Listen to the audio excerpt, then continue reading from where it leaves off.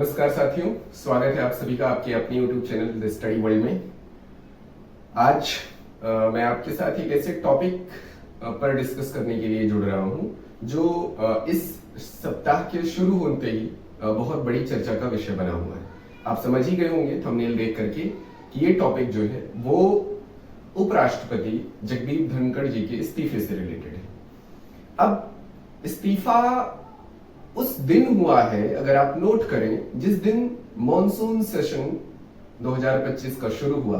और monsoon session के बारे में एक और इंपॉर्टेंट बात बता दें कि आपको ये बात कॉन्स्टिट्यूशनल प्रोविजन से पता होगी कि इसके दो सेशंस के बीच में, यानी जो संसद का सेशन है उसके दो सेशंस के बीच में 6 मंथ से ज्यादा का गैप नहीं होना चाहिए। और जो पिछला सेशन था वो बजट सेशन था, तो अगर आप 21 इनफैक्ट जुलाई की तारीख देखेंगे तो ये कुछ वो डेडलाइन है जिससे आगे अब ये मॉनसून सेशन बढ़ाया नहीं जा सकता था, इसे कंडक्ट कराना जरूरी था।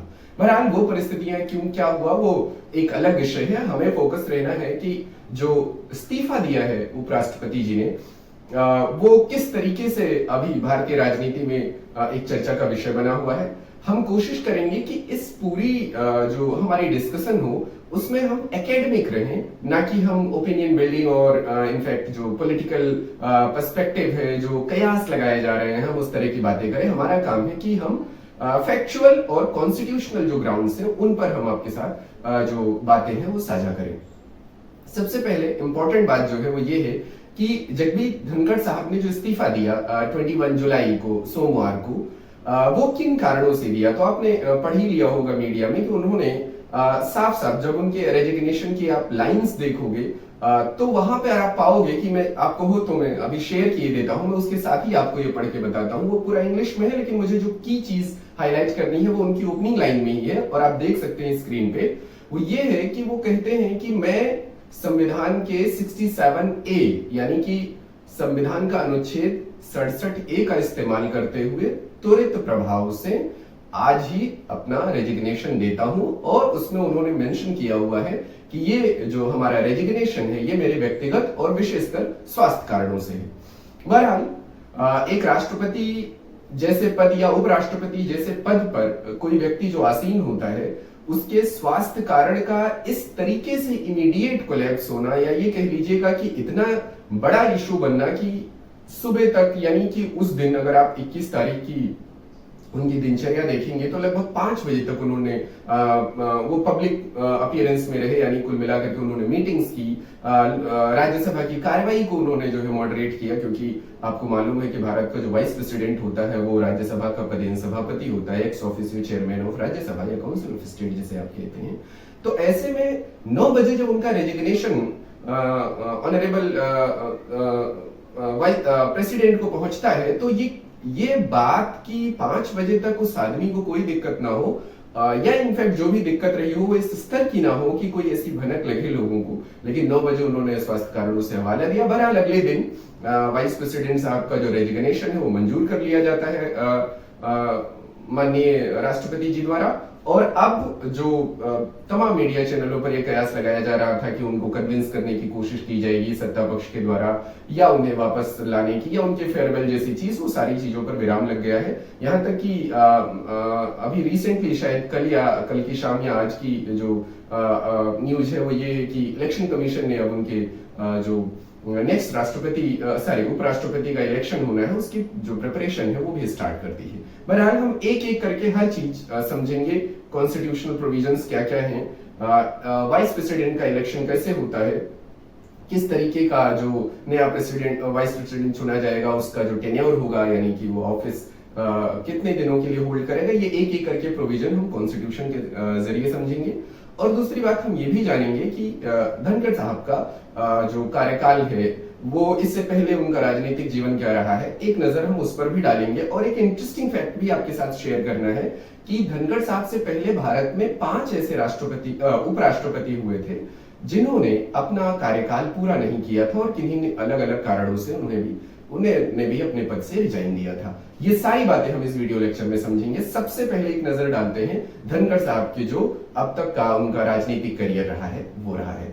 आपको मालूम हो उनके बारे में कि वो झुंझुनू जिले में पैदा हुए। आई थिंक डेट वाज 1951 जब उनकी बर्थ होती है और राजस्थान से वो ताल्लुक रखते हैं। लेकिन हमें उनकी बायोग्राफी में ज्यादा नहीं जाना है, हमें उनके राजनीतिक करियर को एक बार देखना है। तो मैं एक स्क्रीन पर आपको एक उनके जो राजनीतिक जो उनकी यात्रा है उसका एक लेखा जोखा आपके साथ शेयर कर रहा हूं, आप उसको देख भी सकते हैं। देखिए इसमें क्या है कि धनखड़ साहब जो है उनकी राजनीतिक यात्रा यूं शुरू होती है कि झुंझुनू में पहली बार वो 1989 में, ये राजीव गांधी का जमाना है, उस टाइम वो लोकसभा सांसद चुने जाते हैं जनता दल से।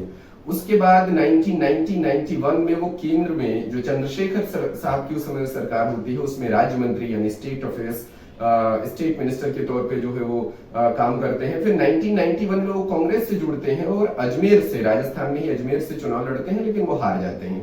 उसके बाद 1993 में उनका 93 से लेके 98 तक वो राजस्थान के किशनगढ़ से विधायक रहते हैं। 2003 में वो ऑफिशियली भाजपा ज्वाइन करते हैं। फिर 2008 में विधानसभा चुनाव के लिए बीजेपी की प्रचार समिति जो होती है उसके वो सदस्य होते हैं। और इसके बाद क्या होता है कि जो 2016 का टाइम होता है उसमें वो भाजपा के विधि एवं कानून मामलों के विभाग का नेतृत्व करते हैं और 2019 को उन्हें पश्चिम बंगाल का राज्यपाल नियुक्त किया जाता है।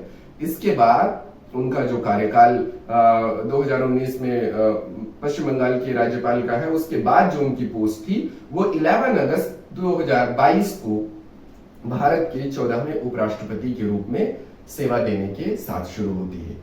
स्वाभाविक सी बात है कि एक लंबा करियर रहा है धनखड़ साहब का। 1989 से शुरू हुआ करियर और वो 2022 में खत्म हो रहा है।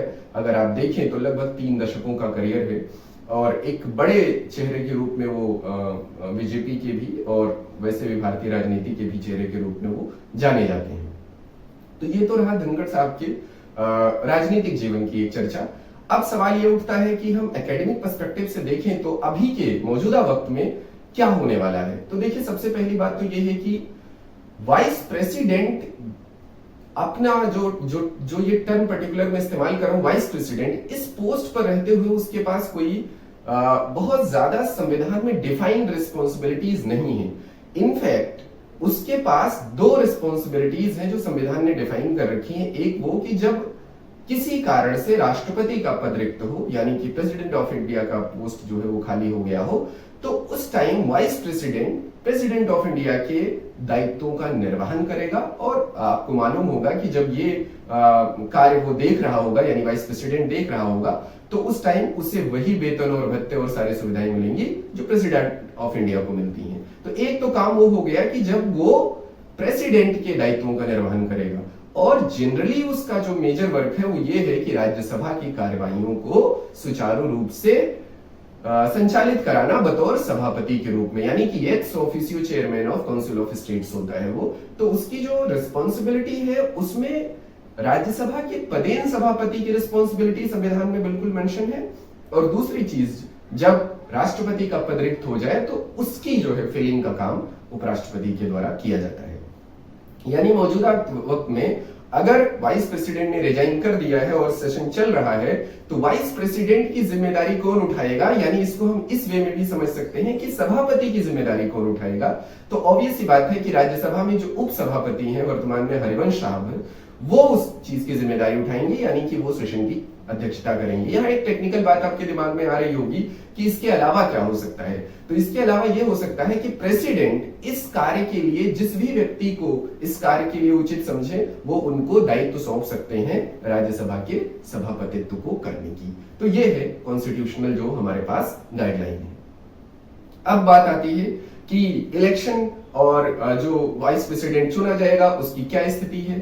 तो इलेक्शन के बारे में हम इससे पहले की डिटेल में थोड़े पॉइंट्स उसके बताएं। एक बार मैं चाहता हूं कि एक सरसरे तौर पे आप कॉन्स्टिट्यूशनल प्रोविजंस देख लें, उसका भी मैंने एक चार्ट प्रिपेयर कर दिया है तो मैं स्क्रीन पे लगा दे रहा हूं। एक बार आप उसको देख लेंगे तो आपको अंदाजा हो जाएगा कि किन किन तरीकों से हमारा जो कॉन्स्टिट्यूशनल प्रोविजन है वो वाइस प्रेसिडेंट की जो पोस्ट है उस पर गाइडलाइन देता है। देखिए जो सबसे इंपॉर्टेंट बात है, 3-4 जो आर्टिकल्स हैं वो बहुत महत्वपूर्ण हैं। हालांकि मैं सारे आर्टिकल्स लगा दिया हूं, तो एक बार मैं उसको आपके साथ ब्रीफ कर देता हूं। जैसे 63 से 71 तक के जो प्रोविजंस है वो भारत के उपराष्ट्रपति से रिलेटेड हैं। 63 में ये कहा जाता है कि वाइस प्रेसिडेंट ऑफ इंडिया की एक पोस्ट होगी। 64 में ये बताया गया कि जो वाइस प्रेसिडेंट ऑफ इंडिया होगा वो ex officio chairman of council of states होगा। 65 में ये कहा गया है कि the vice president is act as president और to discharge its function during casual vacancies in the office or during the absence or president। 66 में इलेक्शन ऑफ वाइस प्रेसिडेंट है। 67 में term of office of vice president है। 68 में है time of holding election to fill vacancy in the office of vice president and the term of office of person elected to fill casual vacancy. 69 में है oath and affirmation by the vice president। and next is 70 जो article है वो कहता है discharge of president's function in other cognizance. And 71 में कहा गया है कि मैटर्स रिलेटिंग टू और connected with the election of vice president. बहरहाल हमें दो तीन चीजों को देखना है। एक तो ये कि जैसा मैंने शुरू में ही क्लियर कर दिया कि आर्टिकल 67 ए का इस्तेमाल करके जो भारत का वर्तमान वाइस प्रेसिडेंट होता है वो रेजिग्नेशन देता है, यानी अपनी पद का त्याग करता है। 67 बी एक प्रोविजन है उसमें जिसमें उसके खिलाफ महाभियोग लाया जाता है, और जाहिर बात है कि ये राज्यसभा से इसकी शुरुआत आमतौर पर होती है और उसके बाद दोनों सदनों से जब ये 50+1 मेजोरिटी से पास हो जाता है तो उसके बाद वाइस प्रेसिडेंट का रिमूवल हो जाता है। बहरहाल हम उधर और डिटेल में नहीं जाएंगे, हमें फोकस रहना है कि अगर जो वाइस प्रेसिडेंट का रेजिग्नेशन के बाद पोजीशन वैकेंट हुई है फिर क्या होना है। तो होने वाली 3-4 स्थितियां हैं। पहले तो यही है कि इलेक्शन कमीशन इस पर जल्दी से जल्दी पहल करेगा और फिर जो वाइस प्रेसिडेंट का इलेक्शन है उसकी जो प्रोसेस है वो शुरू कराएगा। तो आप समझते हैं कि वाइस प्रेसिडेंट के इलेक्शन में कौन कौन लोग भाग लेते हैं। तो बहुत सिंपल सी बात है, इसमें केवल संसद के दोनों सदनों के सदस्य भाग लेते हैं। यहाँ ये डिफरेंस हमें करना जरूरी है कि जब हम प्रेसिडेंट के इलेक्शन की बात करते हैं तब आपको याद होगा कि वहां पर यह बात बहुत स्पष्ट रूप से कही गई है कि संसद के दोनों सदनों के निर्वाचित सदस्य यानी लोकसभा और राज्यसभा के निर्वाचित सदस्य और राज्य विधानसभाओं के निर्वाचित सदस्य ये मिलकर के प्रेसिडेंट के इलेक्शन को इनफैक्ट उसमें वोट करते हैं या इनसे मिलकर प्रेसिडेंट के इलेक्शन का कॉलेज बनता है। लेकिन अगर हम वाइस प्रेसिडेंट की बात करें तो वहां पर यह कॉलेज केवल और केवल दोनों संसद के दोनों सदनों के सदस्यों से मिलकर बन जाता है। नंबर 1 एक बहुत इंपॉर्टेंट बात यह है कि कितने दिनों तक ये इलेक्शन कराना होता है। तो प्रेसिडेंट की अगर हम टर्म में देखें तो ये बात बहुत क्लियरली मेंशन है कि 6 महीने से अधिक का गैप नहीं होना चाहिए। अगर पोस्ट वैकेंट हो गई है तो 6 महीने के भीतर प्रेसिडेंट का इलेक्शन करा लिया जाना चाहिए, ये कॉन्स्टिट्यूशन में मेंशन है। लेकिन वाइस प्रेसिडेंट के लिए ऐसी कोई स्ट्रिक्ट गाइडलाइन या टेन्योर या टाइम मेंशन नहीं है। वहां पर लिखा हुआ है कि जितना जल्दी हो सके पद जो है उस पर चुनाव हो जाना चाहिए। तो आप समझ सकते हैं कि सामान्यतः 6 महीने के भीतर ही ये भी प्रक्रिया पूरी कर ली जाती है। हालांकि कोई जो है टाइम मेंशन नहीं है, मैं आपको स्पष्ट कर देना चाहता हूं। बहरहाल अब जो बात समझने वाली है वो ये है कि इलेक्शन होगा तो जो नया वाइस प्रेसिडेंट इलेक्ट होके आएगा वो जगदीप धनखड़ साहब के बचे हुए टेन्योर को कंप्लीट करेगा या वो अपना पूरा कार्यकाल पूरा करेगा। तो आपको मैं क्लियर कर दूं, पहली बात कि धनखड़ साहब का कार्यकाल जो है वो अगस्त 2027 में खत्म होने वाला था, यानी अगर अभी देखें तो 2 साल का वक्त था। अभी शायद एक हफ्ते पहले वो कहीं पर स्पीच कर रहे थे तो उन्होंने क्लियरली बोला कि सब कुछ ठीक रहा, अगर डिवाइन कोई दिक्कत नहीं आई तो हम 27 तक पद पर रहेंगे। बाकी जो स्थितियां बनी उसमें उन्होंने रिजाइन दिया, वो बातें एक अलग है और वो पॉलिटिकल एस्पेक्ट पे बात करना एक अलग चीज हो जाती है। तो खैर 2027 तक उनका कार्यकाल था, लेकिन यहां मैं आपको स्पष्ट कर दूं कि जो नया वाइस प्रेसिडेंट इलेक्ट होगा वो अपना पूरा कार्यकाल पूरा करेगा जो कि 5 वर्ष का होता है। अब यहीं पर एक सवाल और उठता है कि उसकी अपनी योग्यता क्या है। तो ऑलमोस्ट सारी वो योग्यताएं उसकी भी हैं जो भारत के प्रेसिडेंट की हैं, जैसे जो एज लिमिट है, जो उसके जो मॉडल कोड ऑफ कंडक्ट की जो बातें तय की गई हैं वो सारी बातें ऑलमोस्ट वही हैं जो भारत के राष्ट्रपति के बारे में है। ये तो रही बात इलेक्शन होने की, और फिर उसके बाद जब वो इलेक्ट हो जाएगा तो जाहिर सी बात है आपको मालूम होगा कि प्रेसिडेंट ऑफ इंडिया उनको ओथ दिलवाएंगे और उसके बाद से वो ऑफिस ज्वाइन कर लेंगे।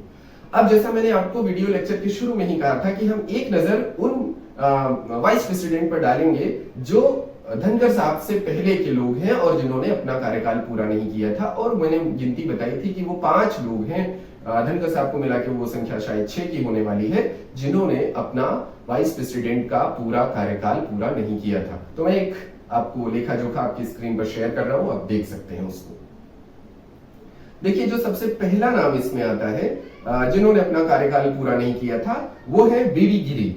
13 मई 1967 से लेकर के 3 मई 1969 तक वो कार्यकाल पे रहे और इस्तीफे की वजह इसमें साफ साफ लिखी गई है कि 3 मई 1969 को राष्ट्रपति जाकिर हुसैन की मृत्यु के बाद कार्यवाहक राष्ट्रपति बने और उसके बाद उपराष्ट्रपति पद से इस्तीफा दे दिया। अपना कार्य पूरा न कर पाने वाले वो पहले उपराष्ट्रपति थे। उसके बाद आर वेंकट रमन साहब हुए 31 अगस्त 1984 से 24 जुलाई 1987 तक, और ये जो है 25 जुलाई 1987 को राष्ट्रपति का पदभार संभालने से पहले उपराष्ट्रपति पद से इस्तीफा देते हैं और ये भी अपना कार्यकाल पूरा नहीं करते हैं। इसके बाद आती है बात कि शंकर दयाल शर्मा साहब थे, उनका 3 सितंबर 1967 से 24 जुलाई 1992 तक का कार्यकाल होता है और इनके साथ भी वही हुआ। 1992 में वो राष्ट्रपति चुने जाते हैं और उपराष्ट्रपति पद से वो इस्तीफा दे देते हैं, यानी इन्होंने भी अपना कार्यकाल नहीं पूरा किया और रेजिग्नेशन दे दिया। फिर के आर नारायणन साहब की बात आती है 21 अगस्त 1992 से 24 जुलाई 1997। इनका क्या रहा, 1997 में राष्ट्रपति चुने जाने के बाद उपराष्ट्रपति पद से इस्तीफा दे दिए और ये भी जो है राष्ट्रपति के रूप में सर्व किए और इन्होंने भी अपना कार्यकाल पूरा नहीं किया। अगला नाम जो आता है वो भैरव सिंह शेखावत का 5वां नाम है इनका। 19 अगस्त 2002 को 2 से उनका कार्यकाल शुरू होता है और 21 जुलाई 2007 तक चलता है। राष्ट्रपति चुनाव में पराजित होने के बाद 21 जुलाई 2007 को उपराष्ट्रपति पद से भी उन्होंने भी इस्तीफा दे दिया। तो अगर आप ऊपर वाले 4 लोगों की कंडीशन देखें तो पता चलेगा कि वो प्रेसिडेंट इलेक्ट हो गए और जाहिर बात है कि प्रेसिडेंट इलेक्शन से पहले ये साफ साफ लिखा हुआ है कि किसी लाभ के पद पे नहीं होना चाहिए, इसलिए जो उनकी पोस्ट है उसको उन्हें छोड़ना पड़ा। धनखड़ साहब के बारे में बताने की जरूरत नहीं है कि उन्होंने जो है तत्काल प्रभाव से स्वास्थ्य का हवाला देते हुए रिजाइन दे दिया है। तो इस तरीके से ये धनखड़ साहब को मिलाकर के 6 राष्ट्रपति हुए, उपराष्ट्रपति हुए जिन्होंने अपना कार्यकाल पूरा नहीं किया। उसमें भी 4 शुरू के जो राष्ट्रपतियों का उपराष्ट्रपतियों का मैंने जिक्र किया, वो राष्ट्रपति के रूप में चुने गए। इसकी वजह से उन्होंने अपनी जो उस समय की वर्तमान पोस्ट वाइस प्रेसिडेंट थी उससे इस्तीफा दिया। भैरव सिंह शेखावत राष्ट्रपति इलेक्शन के कारणों से उन्होंने इस्तीफा दिया था और चुनाव भी हार गए थे, और धनखड़ साहब ने स्वास्थ्य कारणों से इस्तीफा दिया। तो इस तरीके से ये पूरी जो अभी तक की 6 वाइस प्रेसिडेंट्स के रेजिग्नेशन की बात थी वो मैंने आपको शेयर की। मैं समझता हूं कि एक कॉम्प्रिहेंसिव वे में आपको एक समझ पहुंच गई होगी। अगर एग्जाम के पॉइंट ऑफ व्यू से देखें तो वाइस प्रेसिडेंट के जो कॉन्स्टिट्यूशनल प्रोविजंस है वो बहुत इंपॉर्टेंट है, जैसे 63 इंपॉर्टेंट हो गया, 66 इंपॉर्टेंट हो गया, 67 इंपॉर्टेंट हो गया। इन चीजों को आप थोड़ा रिकॉल कर लीजिए। आई होप कि आपको ये लेक्चर पसंद आया होगा। आप अपने कमेंट्स से हमें जरूर बताइएगा। Thank you very much. हम मिलेंगे फिर अगले लेक्चर में। Thank you so much.